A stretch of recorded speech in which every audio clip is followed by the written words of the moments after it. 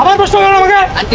আপনি এত কথা কম বুঝতেছেন, কার সাথে কথা বলতেছেন আপনি? আমি ওইটা বলি চার্জার আরেকটা কথা বলবেন আপনি, যান সাইডেন যান। আপনি যে কমেন্ট করছে আপনাকে আমি এখন 3 মাসের জেল দিব। চার্জার গাড়ি, এটা কোনো লাইসেন্স হয় না। রাজধানীর একটি সড়কে ইলেকট্রিক বাইক চড়ে যাচ্ছিল একটি কিশোর ও তার আন্টি। সব ঠিকঠাকই ছিল।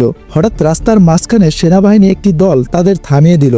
প্রথমে মনে হলো এটি কেবল সাধারণ চেকিং, কিন্তু ঘটনাটির মন নেয় যখন কিশোর সাহস করে একটি সহজ প্রশ্ন করে বসে, আমাদের থামানোর কারণ কি? সেনা সদস্যরা যেন এই প্রশ্ন শুনে রেগে আগুন হয়ে যায়। তারা কড়া স্বরে ধমক দিতে শুরু করে, তোমাদের সাহস হয় কিভাবে আমাদের প্রশ্ন করার? আন্টি শান্ত স্বরে বোঝানোর চেষ্টা করেন, এটা চার্জার গাড়ি, লাইসেন্সের প্রয়োজন নেই। তবু পরিস্থিতি শান্ত হয় না এবং আরও উত্তপ্ত হয়ে সেনা সদস্যের আচরণ দেখে মনে হয় যেন প্রশ্ন করাটা কোনো বড় ধরনের অপরাধ। পাশের লোকজন এই দৃশ্য দেখতে থাকে, কেউ প্রতিবাদ করতে সাহস পায় না। একসময় অনেক তর্ক বিতর্কের পর তাদের ছেড়ে দেওয়া হয়। এখন কথা হলো, আমরা অন্যায় দেখলেও মুখ ফিরিয়ে নেই। এই ধরনের আচরণ কি আমাদের সামাজিক কাঠামোকে দুর্বল করছে না তো? আমাদের সমাজে ক্ষমতা এমন অপব্যবহার কতদিন চলবে?